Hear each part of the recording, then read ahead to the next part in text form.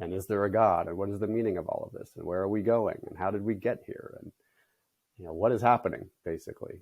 These are spiritual questions that, again, psychology can bring you up to the mean, even really helpful forms of therapy. But at a certain point, spirituality tends to hold a transformational element that I think allows us to confront the deeper issues that lead us further on our path of awakening. Welcome to Diving In, Episode 2, with my dear friend, Nathanael Chawkin.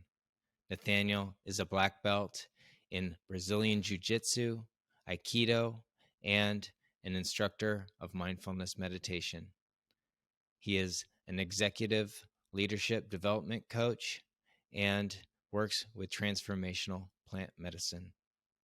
In our talk today, Nathanael takes me through his process of deep self-inquiry that is largely based in the work of Byron Katie. We learn about projection, shadow work, and waking up from our stressful thoughts. Thank you for listening.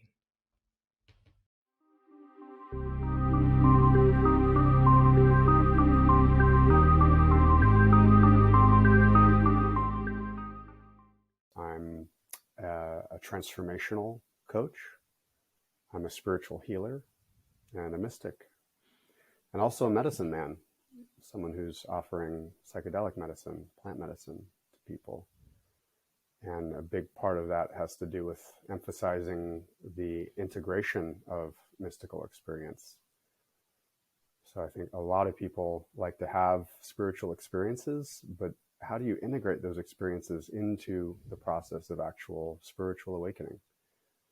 And that's what mysticism is in its purest sense. It's not something that starts and stops or comes and goes. It's the mystery of this very moment. So I think that's been one of the most important catalysts in my life is plant medicine. But what it catalyzed was the awakening of something that is eternal. And I think that is the fruition of all seeking. It's the fulfillment of all seeking.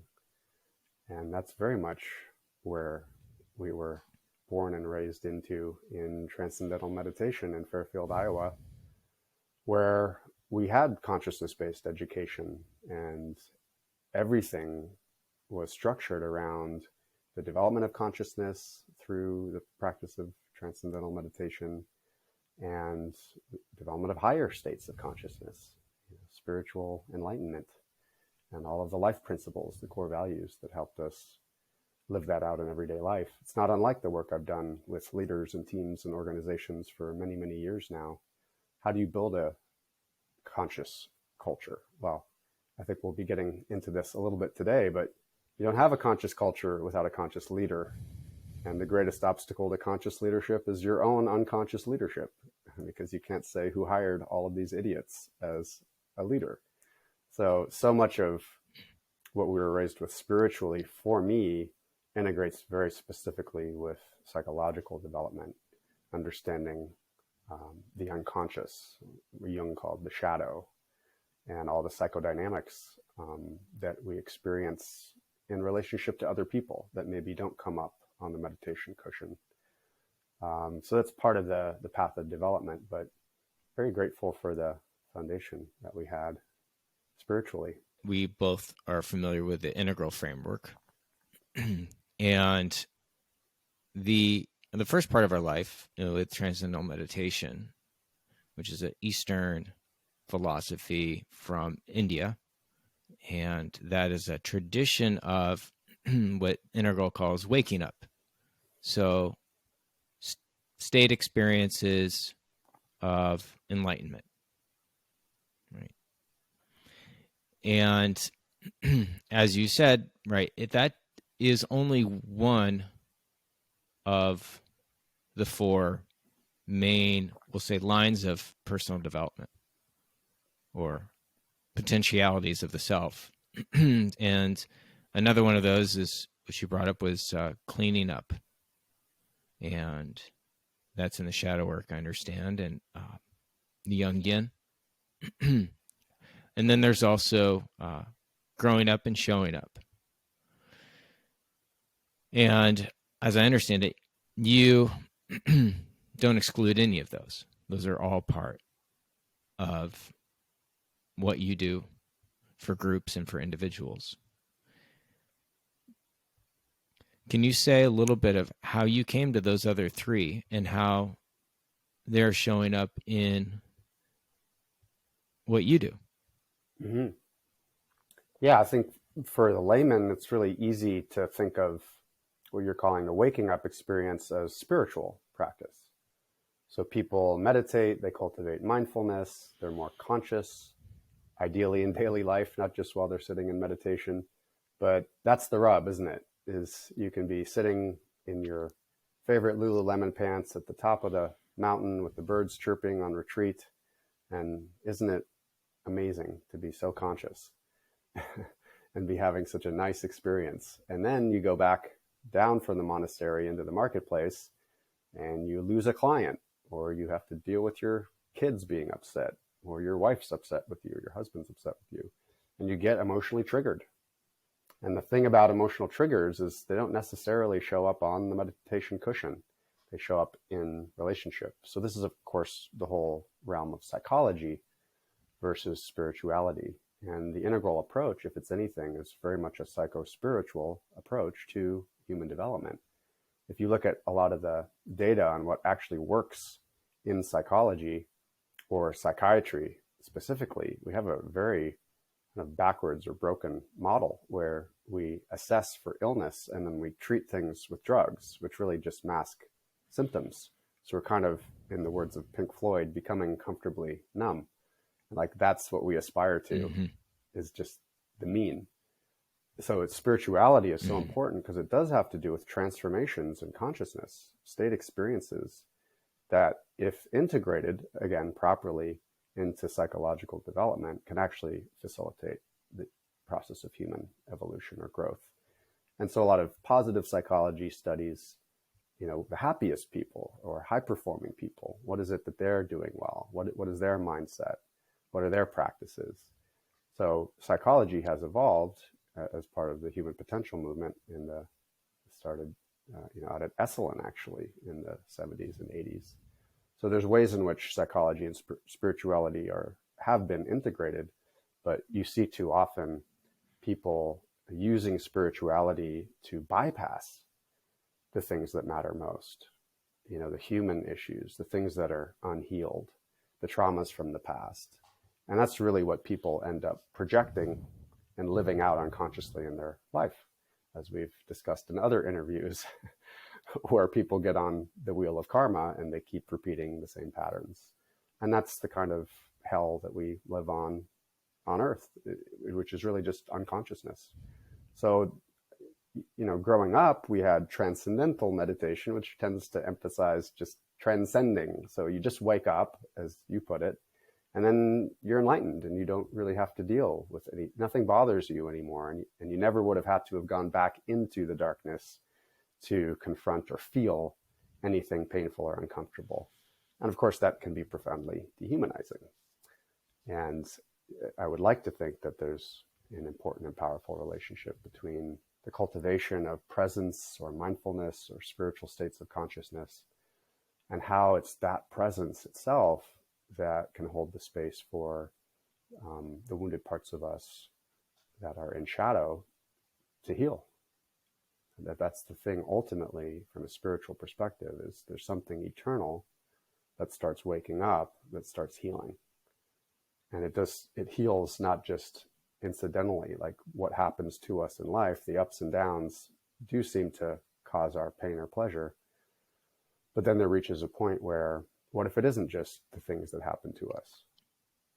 Like, what if it's the issue of life and death itself? And do you trust it? And I think that's what puts people often onto the spiritual path, I would say prematurely, but these big questions around whether we trust in life at all. And is there a God? And what is the meaning of all of this? And where are we going? And how did we get here? And what is happening, basically? These are spiritual questions that, again, psychology can bring you up to the mean, even really helpful forms of therapy. But at a certain point, spirituality tends to hold the transformational element that I think allows us to confront the deeper issues that lead us further on our path of awakening. You have a lot of tools in the toolkit you talk about, and you've taught me you've taught me all of those tools. And my favorite of these tools, as you know, is the work of Byron Katie. And so today I thought to have you walk me through what the work is, just by walking me through doing the work with me. Mm-hmm. And what I hope to accomplish is to show a lot of these principles or mechanisms that take place for our own transformation, our own healing. I thought the work is a very concise way of illustrating all the tools in the toolkit, or I'll call it, the work is a great way to illustrate all the principles of healing and transformation. Yes. Ken Wilber would say the litmus test for shadow is, does it inform me or does it affect me?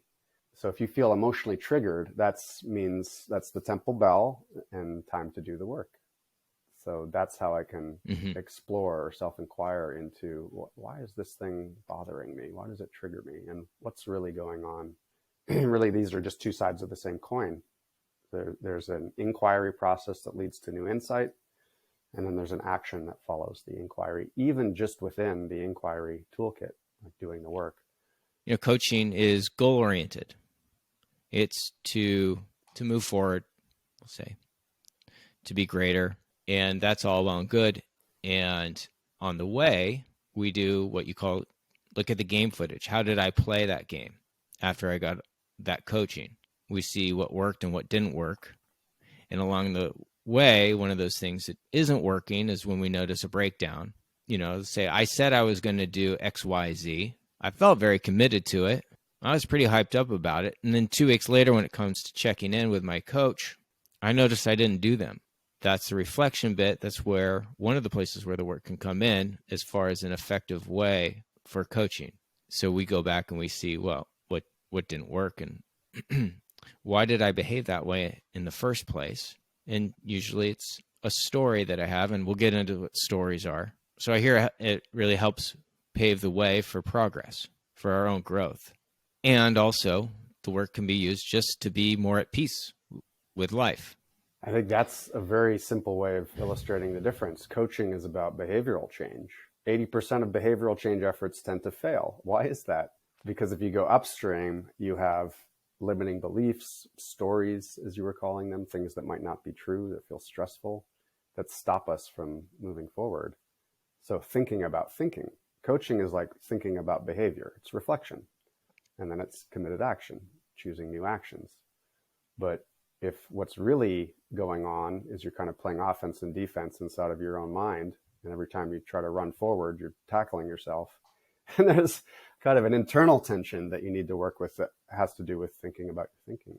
Like asking yourself, when I'm upset, what story am I telling myself? It's not what's happening to me that causes my suffering. It's my reaction to it. And if you slow down the game film enough, most people experience their emotions first. They think, oh, what happens causes me to feel upset. But if you slow down and you look at what's really there, it's actually, there's a story coming up in between the stimulus and the response. And it's the story and your interpretation of what's happening that is causing you to suffer. Taking the lens off and looking at the lens, like, why am I seeing supposed objective reality the way that I am? Well, it's because I'm looking through a subjective lens that's filtering everything I see. And where does that come from?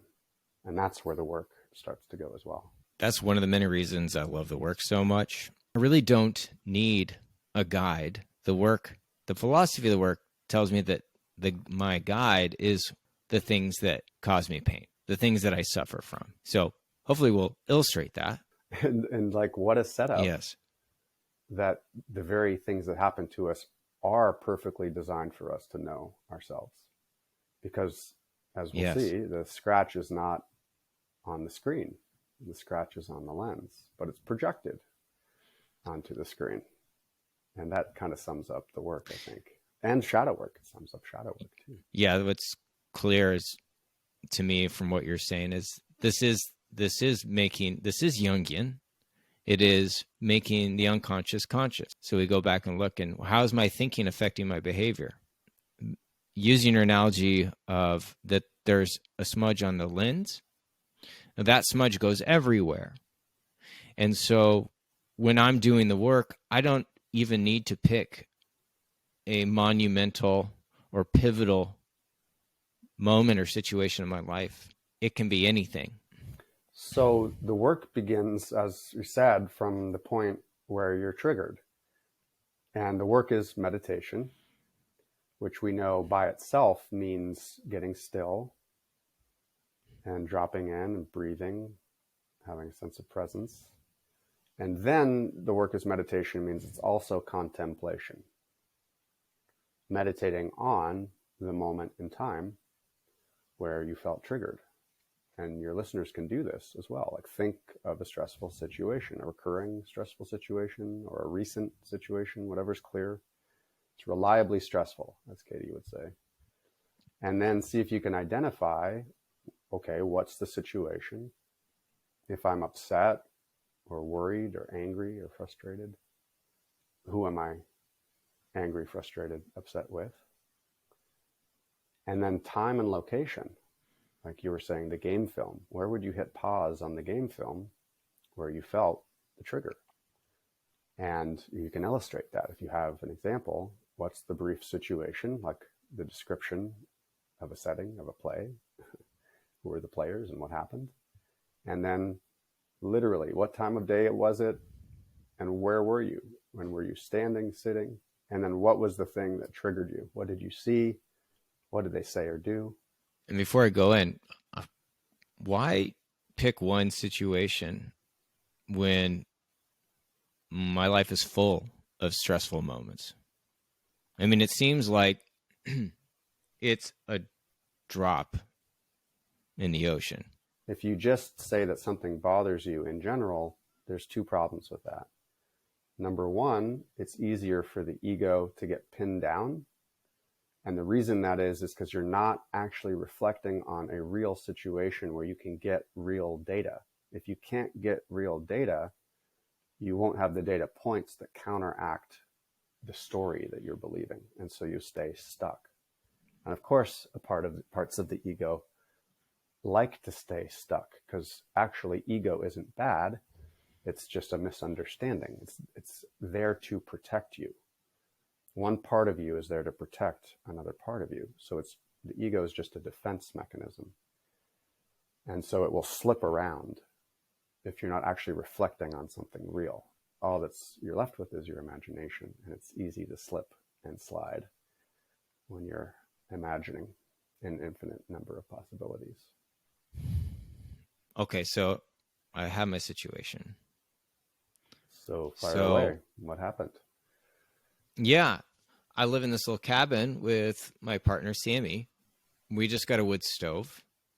For the last 2 weeks, I've been the one building the fire. I have experience with the wood stove. And I've been telling her how to build a fire.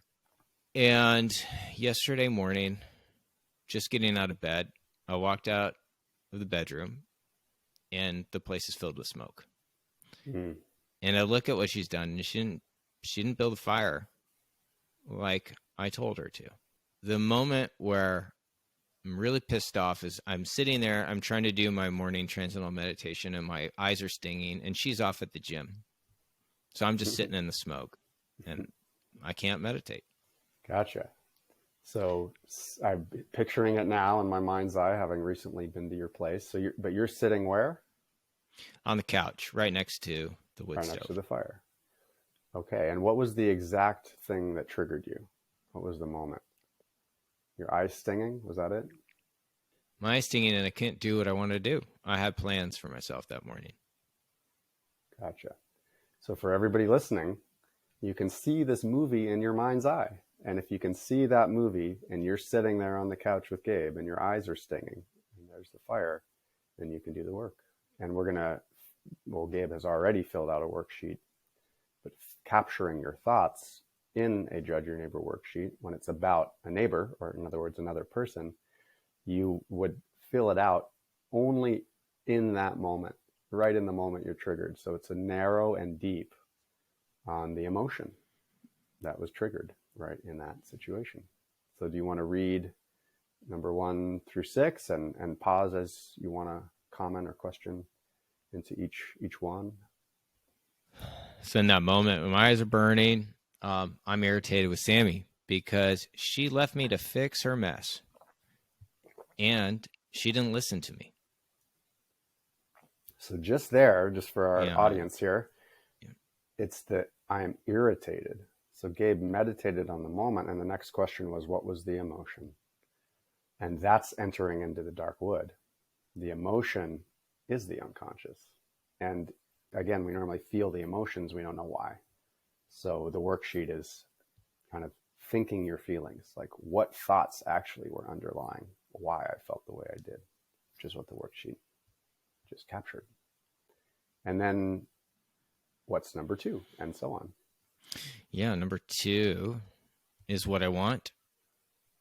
And what I want is for Sammy to apologize, to admit she doesn't listen, and then ask me if she can make me a coffee.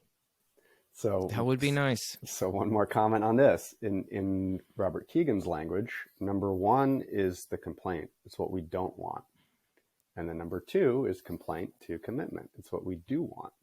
And we capture that down. And number 2 is also kind of like the tantrum, like if, as a child, I want this. And then it goes to number 3. I think I nailed that part. You got it. We're pretty good at this, we find. Yeah. Pretty good, yeah. But the other point about this is the beauty of the work. The ego is denied so often in spiritual practice. The ego is just a child, and it's upset in a moment. So why not let it tantrum? Let it have its life on paper. Like, express yourself when you write these worksheets, and be emotionally honest is the point, because then you can really work with it. And of course, you've done that very well. So what's the next, number 3? So my advice for Sammy to do it better is Sammy should realize she thinks she's smarter than she is. Sammy should realize that it takes longer to learn things than she thinks it does. And anything else in number 3, or is that it? Yeah. So advice is like, if number 2 is the child having the tantrum, 3 is like the parental finger wag. You should, you shouldn't. It's also to be very specific, like, how would I know I was getting what I want? You know, what specific action would they take? What specifically would they say? What specifically would they realize? Such that it's like IKEA instructions. How do I do that? How would I do that? Actionable advice in a way. Yeah, in the first place, in number 1, we're just pissed or irritated. We don't even know why in particular. It's just that caused me to feel this way. When we slow it down, we can at least articulate why, which is what we don't want to have had happen. But it's hard for most people to then make the shift into like, well, what do I actually want instead of that? Because I'm such a victim and so focused on that this happened to me that I can't even conceive of what I want it to be instead. Let alone a much more difficult move, which is to say, and how does a person give that to me? How specifically do I get it to the point that I want it to be? And that's the shift from general to specific that most human beings, actually, they're in a very fixed mindset about things. This is great. This is terrible. That sucks. That's awesome. You're a rock star. You're a loser. So to go into the specifics of like, well, what would you do differently? What action that's actionable would you advise that someone take? And that's very powerful in number 3, to just even be filling in this worksheet with that lens, with that mindset. It's more of the growth mindset. How specifically would I advise someone? In other words, how do they take that action, or how do they live that core value, which is actually what comes next. Needs, values. So for number 4, what I need them to do, think, say, or feel in order for me to be happy in that moment. In that moment, as I'm on the couch, I need Sammy to put me first, not go to the gym. And I need her to see how much smarter I am than her. Mm-hmm. So for me, I have a good one either way. Yeah, number 4, it says need. What do you need? And the little bit of an adjustment I make based on our cross-training and a communication toolkit is in nonviolent communication, we understand needs. And in conscious leadership, we understand that needs are also core values. So I simplify number 4 as an input to say, who do you need them to be for you to be happy? What need would that meet for you? Which is to say, read the first one again. What did you write? I need Sammy to put me first. So if she put you first, what kind of a person would she be? I need her to be Devoted. more something. Yeah, so I need her to be more devoted to me. And what was the second one you wrote? Yeah. To see how much smarter I am than her. Yeah, so what kind of a person would she be if she saw that? Humble. Yeah, so now we have 2 core values, her. Devotion and humility. That's who I need her to be for me to be happy. So you can even just write those on the side or add them as sentences, like use them in a sentence is how I think of it in number 4. And this is very, very powerful. There's a lot of ways this integrates with actually doing the work as well. And it also ties back now into number 3. Once you have devotion down and you have humility down, in number 3, what advice would you offer? How would you know specifically what should she do to be more devoted or to be more humble? Number 5, then, the fun one. Number 5, how would I describe Sammy in that situation? Yeah, so Sammy is clueless and she's addicted to dopamine. The dopamine she gets by going to the gym. Good ones. Yeah, so you can see the difference here between 1 and 5. 1's like the complaint, there's a sentence, and 5 is often like a single word. It's make a list. These are judgments that categorize a person altogether. And number 6, what do you got? Number 6. So I don't ever want to experience Sammy leaving me with her mess again. Wonderful bookend. What I often find about number 6 is there's something more honest about it. Like if I turn up the volume to what I don't ever want to experience again, it tells me about number 1, what triggered me in the first place too. So what that tells me is she left you with her mess. Quick question I wanted to ask, actually, real quick. What is the purpose of doing the work? Good question. So inquiry is fundamentally a way of working with the mind where, again, when you are triggered emotionally by something, it would be to facilitate a shift in mindset and opening or expanding a perspective so that what's happening to you doesn't cause you to suffer anymore.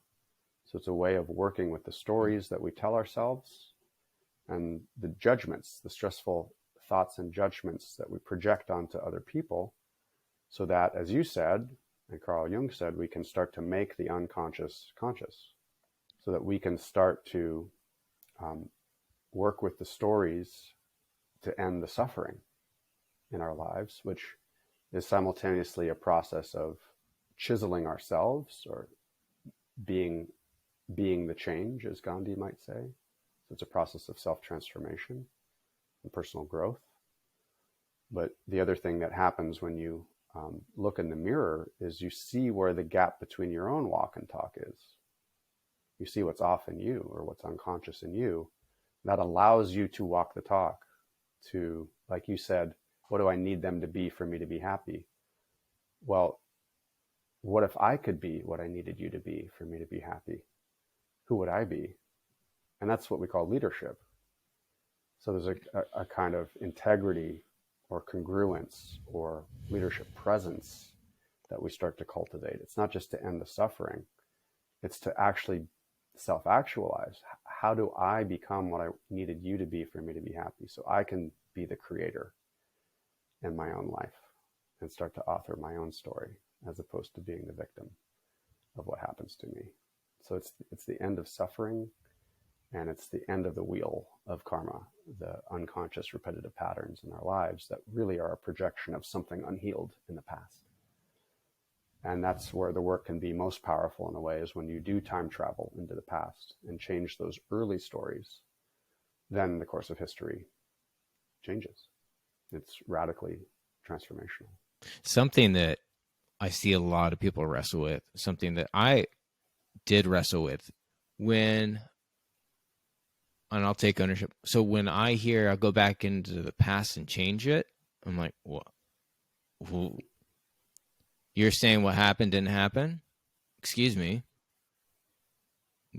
So this, you brought up bypassing earlier. Like, this sounds like bypassing. So I'm just telling myself a new story. It's a happier story. And yeah, it sounds like, it's an affirmation. I'm happy. I'm happy. They didn't hurt me. I hurt me. Right. It's not their fault. It's my fault. Mm-hmm. So what do you say to that? Yeah, what do you have to say about that, huh? That's a very important point that we need to say yes to. There's a danger of using the work or any tool to spiritually bypass, which specifically would mean that you gaslight yourself, you travel back in time and try to do positive thinking, or the turnaround can lead me to pretend like what I thought happened didn't. And that's very dangerous. So we don't want to deny objective reality or deny history or deny memory. But again, there's the story we tell ourselves about what happens, the meaning we made of it. And especially at an identity level, what did that mean about us as a person? That's what we can work with. We can change our story about what happened and the story we told ourselves about what it meant about who we were and whether we're worthy or unworthy. Right. And so these are like linchpins. Got it. That's a good. And there's another part of all of this is what the work does is it helps unravel our identity, especially in how we're stuck in a victim mindset. And those things stop us from growth and moving forward. We're not changing the events. You can't. We are investigating what it means. So in other words, what happened was I was sitting on the couch, my eyes burned, and Sammy was at the gym. And then and that means the subjective part. That's our story. On the worksheet. That's right. Story is subjective. What happened was objective. Yeah. And if we think that what happened and our story are the same thing, then we're left to go back and try to change the thing that happened in order for our story to change. In order for us to change, we have to, it's actually the opposite. Most people go back and they wish something had never happened and they argue with reality. And that's what's causing our suffering in the first place, is that our thoughts are arguing with reality because we think our thoughts mean something about us. That's very painful.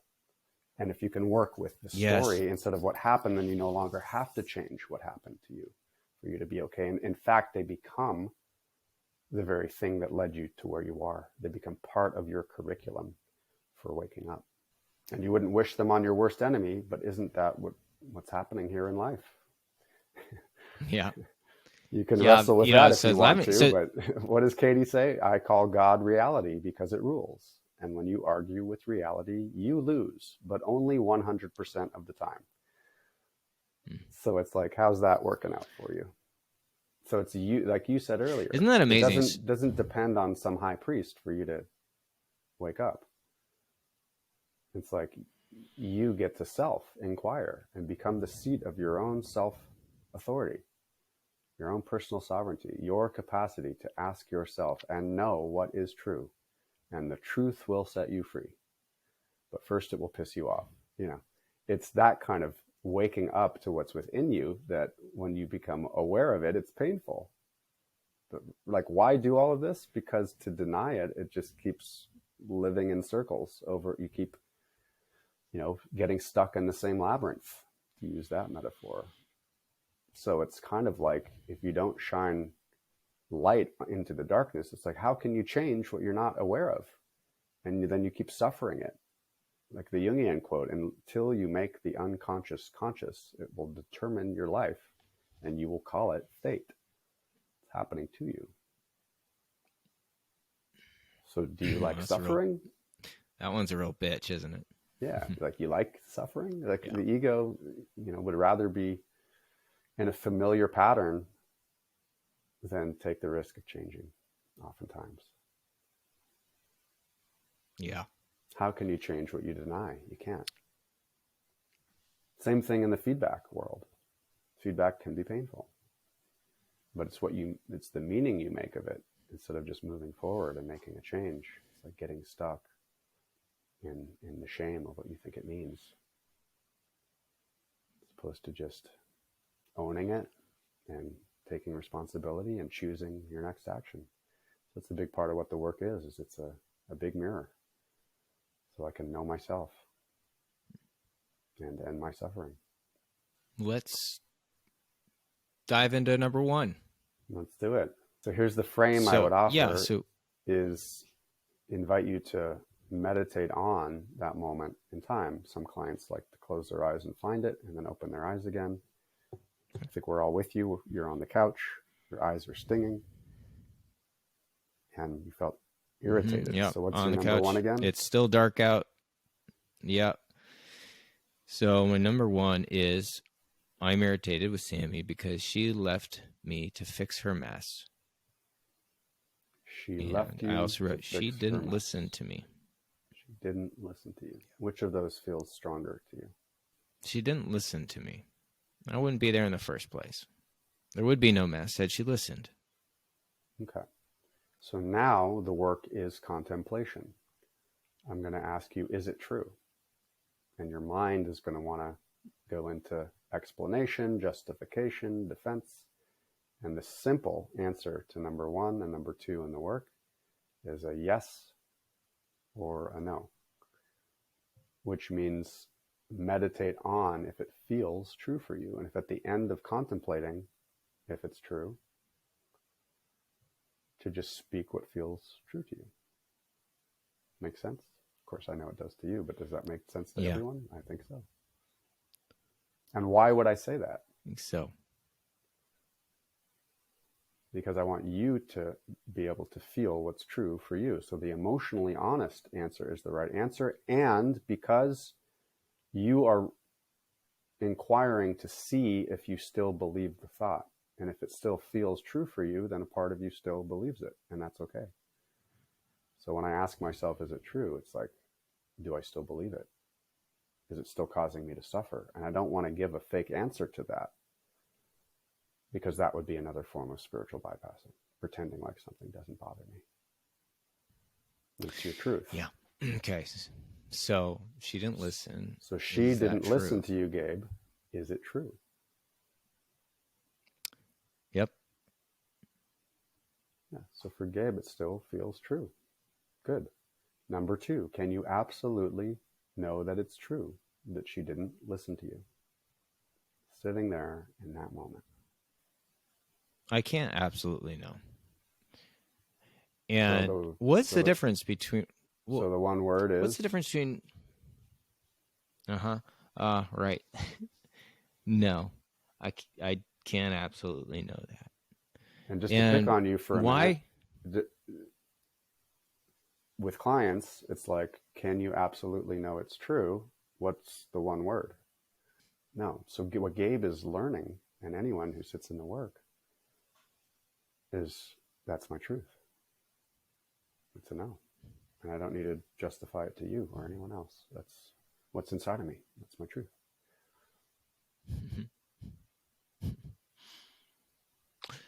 And Nathanael, let me ask you, what is the difference between 1 and 2? For those new to the work, is it true? Okay, all right, we'll go there. It's an honest question. I just gave you an answer. It's true. What's the second follow-up? Can I absolutely? No, I mean, what's the point of asking that one? The simple answer would be people's minds are so quick they don't even meditate. So they give a quick answer. Oh, okay. Yeah. And so number two is a chance to actually drop in and really look and feel and see. And that number one is number one is number two, is another way of saying that, because it's the absolute nature of it that causes me to suffer. I think of my dog Echo, and one of the things I have her do before letting her go is she has to make eye contact with me. And she has to hold eye contact. She has to check in with me before I give her the okay to chase after some deer. And that's the drill. And so I'll say eyes. And she'll look at me and then look away real quick. But she didn't hold it. So I do a second time, eyes, until she holds it. I love that. Yeah. I got it. And in this case, it's a metaphor because you're doing that with you. Like, so here's an interesting thing. In Hebrew, the word for prayer, tefillah, also means to judge or evaluate oneself, as in a court of law. So are you telling the truth? So when I do number one and two, sometimes it's like, is that the truth? Is that your truth? Do you swear to tell the whole, are you telling the whole truth and nothing but the truth? So help you God. So it's really that eyes thing is brilliant, because is that really my truth? Is that all there is to the story? Is it absolute? Is it them? Absolutely. Because the court of law thing is so helpful in understanding, is it true? Because my stressful thought of you is a judgment. And right, are they innocent or guilty of that? Am I innocent or guilty of that? That's what is it true, in a way, is asking. So this is your judgment of them. Is that what's true? Yeah. I love that question so much. And I've come to love it. I didn't love it in the beginning. And because when I heard in the beginning, what I heard 10 years ago when you were asking me, is it true? I heard, you shouldn't believe it's true. You should be a good boy and drop that. And as I've grown, now I hear it as the potential for freedom, and also to be in integrity, which seems like freedom. It's like, well, I'm clear. Am I full of shit? I want to know. And I think that's the whole other half of it. How could I even speak if every second I was stopping myself to see if what I was saying was true? So self-inquiry is like, is that even what you think? And if you're triggered, you might want to look into it. But why would I want to know beyond the shadow of a doubt, to stick with the legal metaphor, that something is or isn't true? Because then I'm free to speak authentically, which means to speak clearly. So that's the other thing the work doesn't do. It doesn't make you question yourself or doubt yourself. It allows you to know what is true for you so that you can speak it clearly. And it's back to the biblical metaphor too. Like, you hypocrite, before you point out the speck in your brother's eye, remove the board from your own eye so you can see clearly. And that's why prayer is like, so help me God, help me know myself. Am I seeing this person clearly? Am I in judgment of them? Or again, is that a reflection of something in me that I'm not seeing clearly? So is it true? Is it them? So for me, to jump ahead a little bit here, when I'm asking, is it true? I'm also asking, is this a projection? Is this scratch on my lens? Because what would it, is a little bit of a jump ahead, but what would an example be of an example of a turnaround is an example of something that proves that my belief isn't true. And that's a deep thought. But in other words, is it true? Is the question of, is this scratch on my lens, or is it on the screen? Is it them, or is it me? Am I innocent, or am I guilty? Are they innocent, or are they guilty? That's what allows me to see that something isn't true sometimes. It's like, no, it wasn't them at all. It was me. And that's why something may not be true. I've made my own unconscious conscious, and that's why it bothers me in the first place. So no, it's not true at all. You make a great point there. So by asking myself, is it true? So the work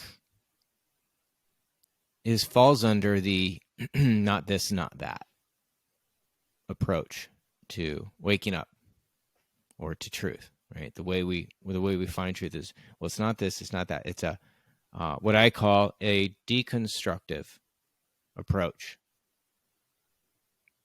And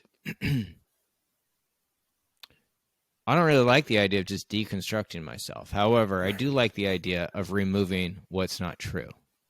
Right. And I especially like that idea is if I remove everything that's not true, there will be something left, which is true. And that is worthy of honoring, worthy of acting from. That's the self-authoring. You get to choose your own value system. It doesn't matter what your values are. It doesn't matter that you have them, and it matters that you live them.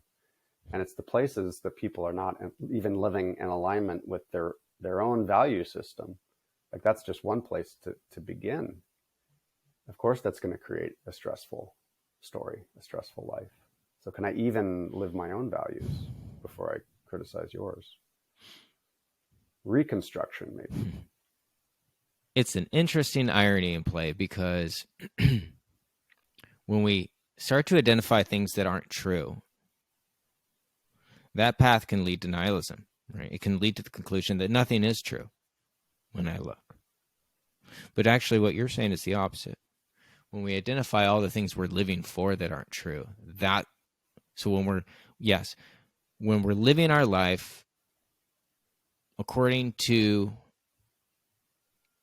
values that are not true for us, that is meaningless. That is suffering. But if we can meditate on and get still and examine the way I live my life and examine if that hurts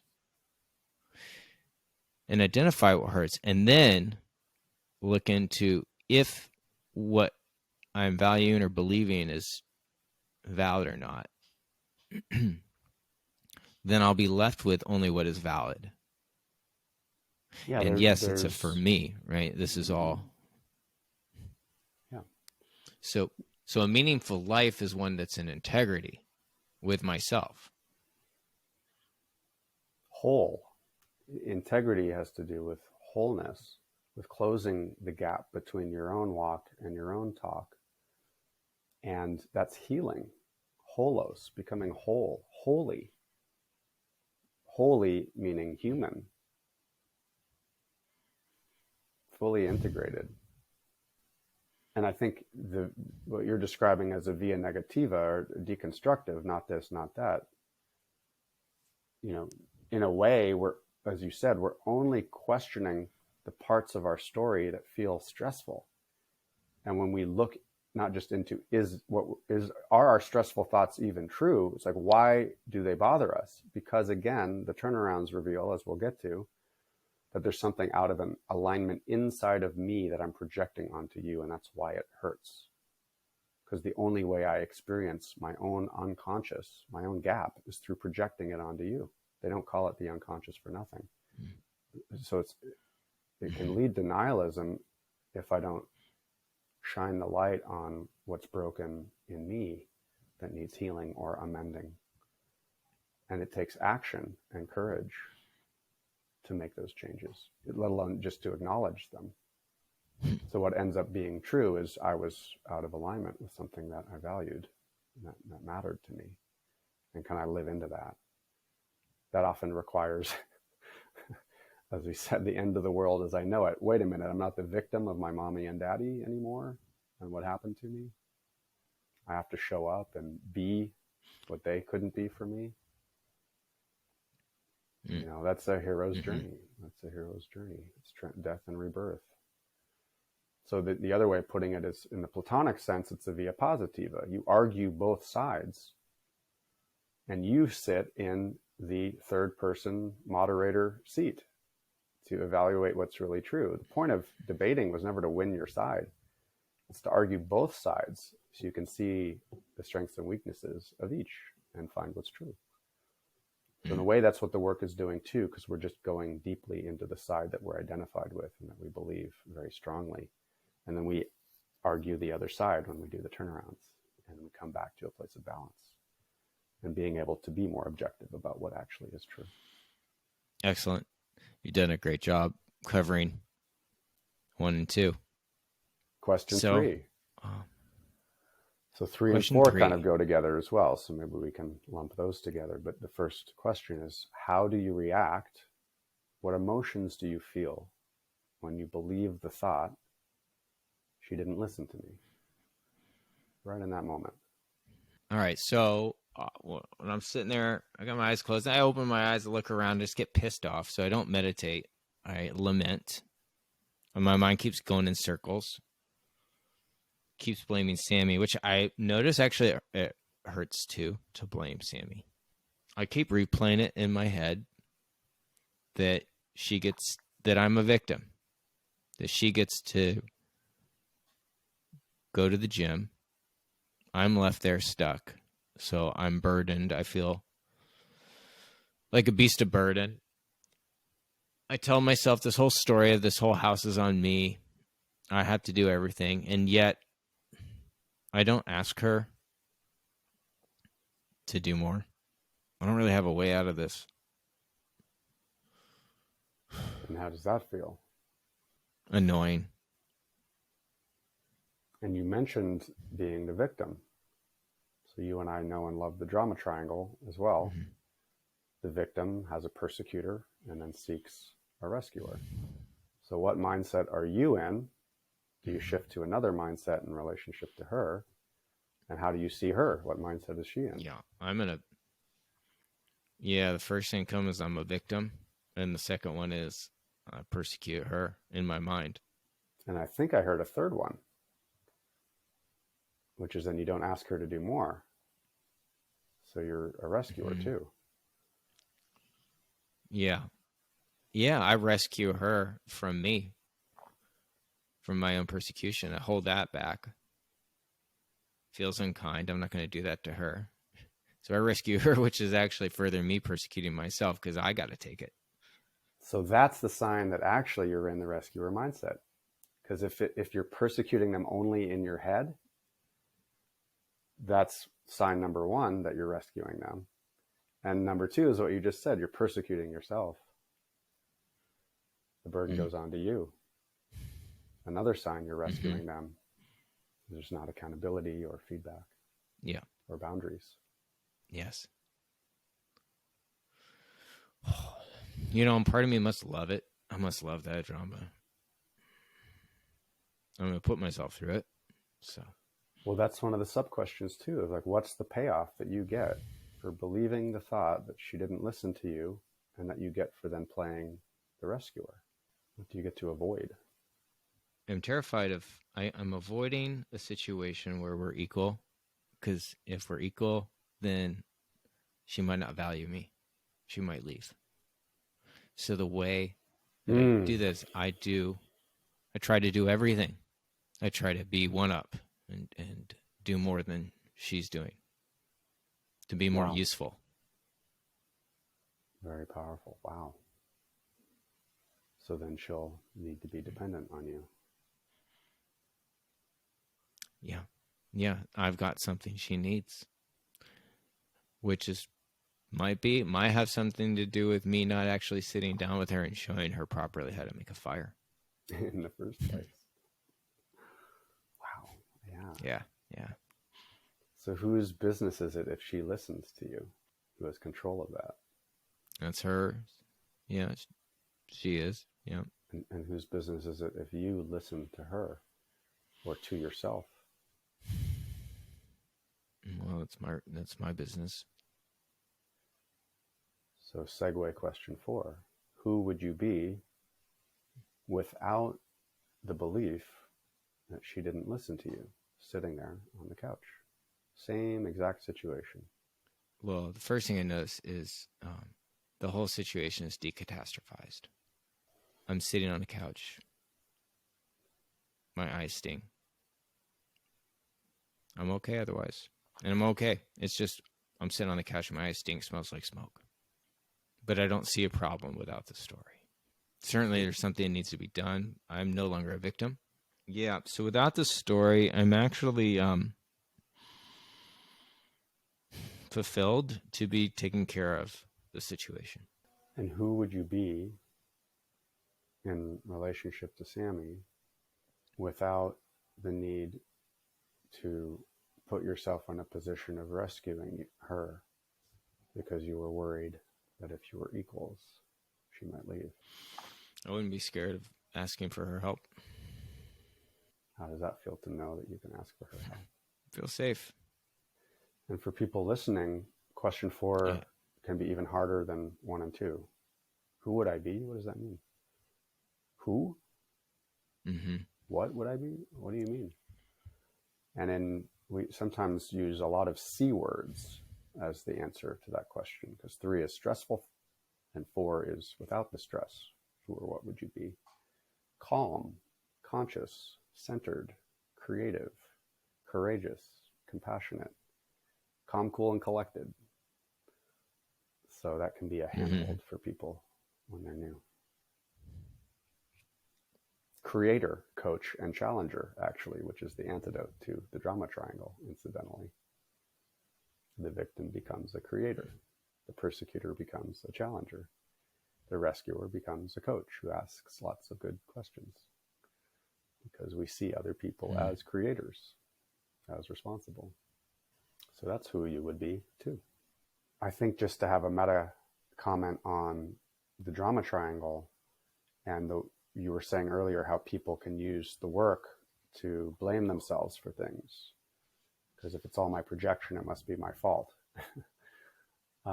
And the drama triangle is so helpful. And we're going to move into the turnarounds now, which I think is a good segue, because when the scratch is on the lens and I'm projecting it onto the screen, that means there's something in me that's out of alignment, that's causing me to suffer. But what is it that I'm seeing?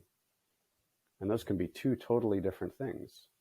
So let's look at it for a minute. So the first turnaround is the opposite of what I believe to be true might be as true or truer.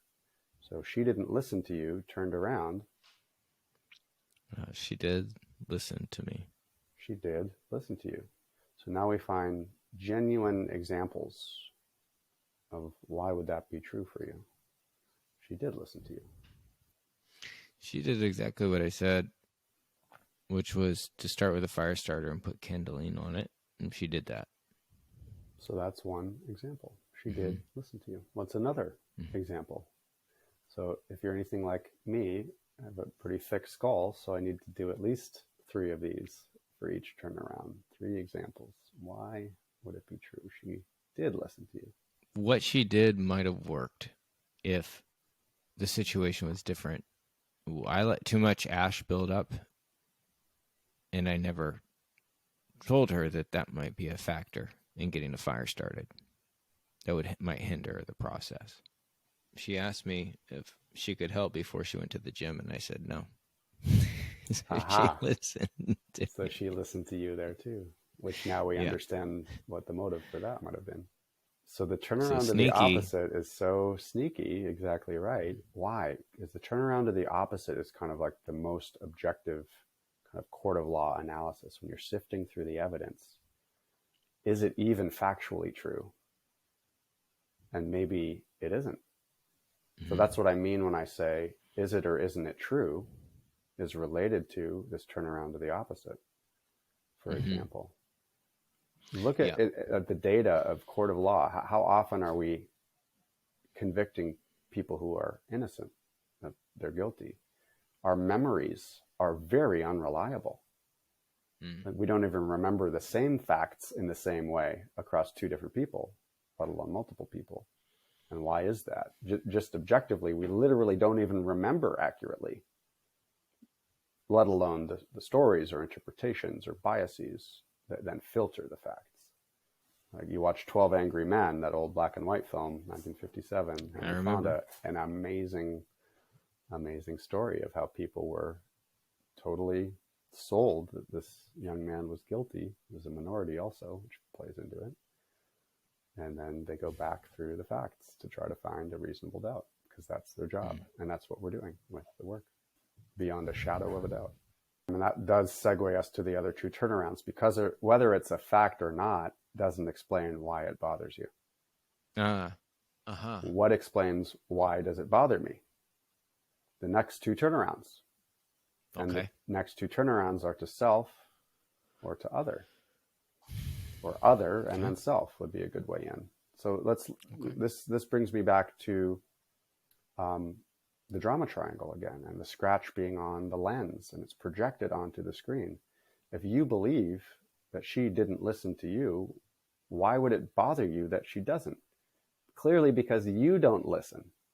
And what are the two options we have? If listening is your core value, let's say, either you are not listening to her.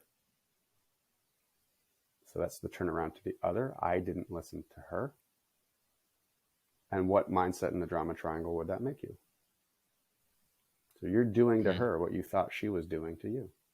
Yeah, that's a persecutor. So you're the persecutor. That's why it bothers you. You're guilty. Remember this? You point the finger, there's these three fingers pointing back. Well, right. Yeah. Literally, you weren't listening to her in the way you thought she wasn't listening to you.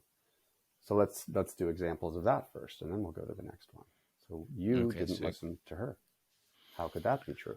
I couldn't, when she asked if there was anything she could do, I didn't even hear that question. I literally heard it, but I didn't take it in. You know, I wasn't like, she really means it. I was listening to something else. You weren't listening to her. Which I was listening to the story, which is like, she doesn't really want to help. And we often find that it's one or the other of these turnarounds to self or other tend to have more examples to them. So any other examples in that one? You didn't listen to her? I never listened to the fact that I actually hadn't adequately prepared her to do it. I had omitted some knowledge in the training. I never sat with her. Yeah, so kind of in the managing and coaching space, it's like if someone doesn't know how to do that, like who's responsible for that? Yeah. You didn't listen to where she was at in her learning curve. She needed more direction, maybe. I didn't listen to any other possibility other than it was her fault. And that became clear to me later when I noticed how much ash had built up in there. And that when I built a fire and even had it going well, we're still having smoke come out through the chimney. So it might not have been her fire building technique at all. It might have been a problem with the equipment and the situation. Right. As if I never make fires that have smoke. What's amazing is that I'm always, just give me a reason. You know, just give me a reason to be disappointed. And and when I have smoke come out, I don't like that. You know, when I make a mistake, I just don't have anybody else to blame. Well, we're getting to know the persecutor now in this turnaround, aren't we? Mm-hmm. That's exactly the MO of the persecutor. Someone to blame, so I can deny it in myself. Persecutors rescue themselves by blaming other people. Let themselves off the hook. Oh, yeah. So, like, in other words, would you please fuck up so I can let myself off the hook? So I can stop punishing me and start punishing you instead? Yeah, that's the persecutor. Get a little relief. The best defense is a good offense. Yeah, because I can't stop beating myself up. So maybe I can focus on beating somebody else up. Yeah, that would feel better. Yeah, because it's got to beat somebody. I apparently have to be whipping something. Well, and that's the defense mechanism again. Because who would I be without that? Very vulnerable, I think. Mm-hmm. Yeah, you got it. And that segues into this last turnaround. So turned around to the self. She didn't listen to you. I didn't listen to me. And for those of us who know parts psychology, it can also be very helpful to say, I didn't listen to a part of me. So if you didn't listen to a part of you, what's an example? I didn't listen to my own instruction and the instructions on the wood stove that you need to keep the ash out in order to burn well. So you didn't listen to you, or you didn't listen to a part of you in that situation with Sammy. So you are not listening to the part of you that wants to ask for help, because another part of you is afraid that that would make her equal to you. And then she might leave you. Yes. Thank you. I have one more if you want to hear it. Please. You are not listening to the part of you that is telling you that and seeing it as the persecutor that it is. And that leads you to rescue her. Can you say that one again? I didn't quite follow it. So you're not listening to the part of you, the other part of you that's persecuting you, that's putting that on you, and then you end up rescuing her. Yes. Because there's that part of you wants to, I guess it's the same thing again, that part of you. One part of you wants to ask for help, the other one's shutting you down. So you're not listening also to the part of you that's shutting you down. Thank you. Welcome. Anything else you see there? You're not listening to you or a part of you? Yeah, I'm not listening to the part of me that just wants to leave the house, go get a cup of coffee. So instead, I just persecute, So, yeah, I just persecute myself, sit there and bear it. Probably because I'm getting something out of it, but also I'd be happy just going down to the coffee shop, open the windows and just bail, come back later. Join her at the gym, whatever. Yeah, right. So this is what it's illuminating, is if the scratch is on the lens and it's projected onto the screen, I believe someone isn't listening to me. That's my judgment. Judgment is guilt projected. So what are the two possibilities though? What is that scratch on the lens? If I'm guilty of not listening to myself, that means I'm guilty of doing to myself the thing that I thought she was doing to me. Well, and this is a little trickier, but what mindset does that make me in the drama triangle? I'm persecuting myself, even though I thought it was her, which leads me to be the rescuer in relationship to her. And this is subtle, so I want to slow down into this. It's very easy to see that I'm guilty of doing the thing to you that you were doing to me. So I'm just the persecutor. But the whole other half of this inquiry, what we see in the mirror that we're responsible for, is how we do that same thing to ourselves. We hurt ourselves. We put ourselves down. We persecute ourselves. And that leads us to rescue other people, accommodate them, give in to them, not ask for what we need in this case, not set boundaries. Totally. So it's the whole other half. And this is often the thing, especially with spiritual seekers, people who think of themselves as nice. This is the game that they're up to, is there's pay no attention to the man behind the curtain, because he needs to rescue and please everything. Why? So I can avoid some kind of conflict. So it's a bit of a deep thought, but that's what we're responsible for seeing in the mirror when we're projecting. Not just that it's my fault and I must be doing the same thing you're doing. No, I'm doing it to myself. So becoming responsible for that means that I stop it and I actually get empowered and ask for what I want. I stop rescuing.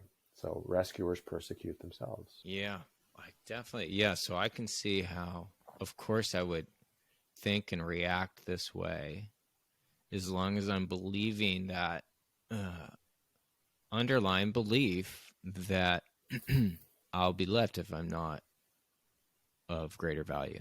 And so now we're getting onto it, right? When I hold up the mirror, I see that I have amends to make. This is kind of a fundamental process of self-reflection. When we see in the mirror, mea culpa, and I confess, oops, I'm guilty for what I was judging you for. That's the ego death moment. I'm not the victim in my story anymore. I owe amends for that. I'm so sorry. How can I make that right? But I owe it to one of two people, once again, depending on what role I was playing.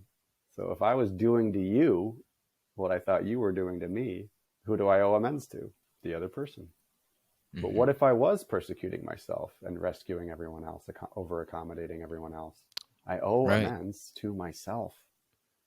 Yes. To that part of me that keeps getting paved over. to please other people. Then how do I do it? Which, in a way, how do I stand up for myself? Here's something I've struggled with in the past. Like, I don't know how to both stand up for myself and not also hurt the other person. That's exactly what the rescuer part of me believes, is that if I do, I'll hurt them. Mm-hmm. But then who am I hurting? Mm-hmm. I end up hurting myself, because then I repress myself, that part of me that wants to assert itself and speak up. And that's why you can't skip over the amends, even if it is to myself, to sit down and go through the process of, in 12-step, they call it a fearless inventory. Make a list of all of the things you've done to hurt yourself in that way, where you didn't listen to yourself and didn't ask for what you needed. And then apologize to that part of you. I'm so sorry. I feel terrible. What can I do to make that right with you? Then you'll get some medicine. And then, yes, that amend is a verb. How do I make that right with you points to this prescription for happiness. So, for example, can you read your wants, shoulds, and needs turned around to yourself first?